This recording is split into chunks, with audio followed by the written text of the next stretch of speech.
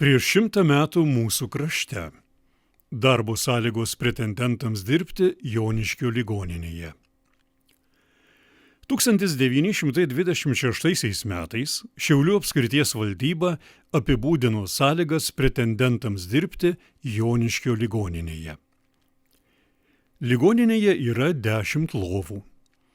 Prie jos įrengta ambulatorija, ligoninės personalas, gydytojas vedėjas, seselė ūkvedė, virėja ir tarnaitė.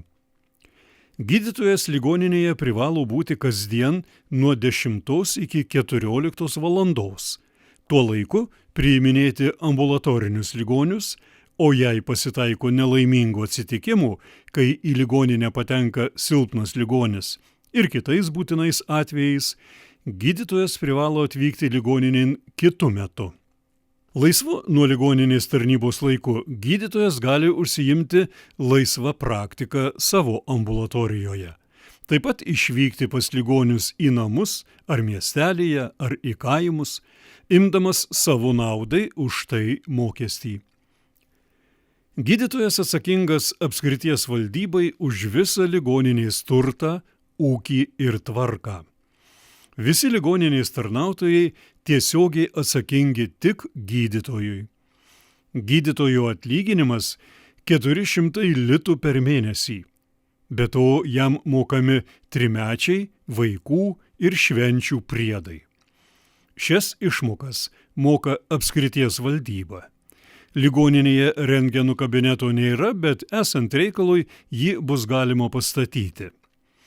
Joniškio miestelis turi apie 5000 gyventojų. Yra elektra, gelžkelis ir kitoks patogus susisiekimas. Valsčius turi apie 15 000 gyventojų. Miestelyje yra 3 gydytojai. Apylinkės miesteliuose, Kriukuose, Skaisgiryje, Pašvitinėje, Gaščiūnuose, Meškuičiuose gydytojų nėra. Pretendentų prašoma ne vėliau, kaip iki 1926 metų gruodžio 1 dienos atsiųsti tokius dokumentus. 1. Dokumentų nuorašus apie baigimą mokslo. 2. Sveikatos departamento pažymėjimą, kad leista Lietuvoje užsiiminėti medicinos praktiką. 3. Kitus dokumentus, kuriuos turite. Ligoninę reikia perimti iki 1926 metų gruodžio 15 dienos. Iš Lietuvos centrinio valstybės archyvo parinko Giedrė Lastauskienė, perskaitė Juozas Šalkauskas. Vaikelis švendrynė. Didelis tyrėlis, iš kurio upė Mūša prasideda. Tas tyrelis yra kokių 2-3 mylių ilgumą nuo Šakynos ligi Joniškės parapijų ir kokį mylę platumą tarp Žagarės į Gruzdžių parapijų. Tas plot žemės vien rūdynės, lieknai, tai miškais ar krūmais apaugęs, tai aikštės samanynės, kur visokias uogas aug.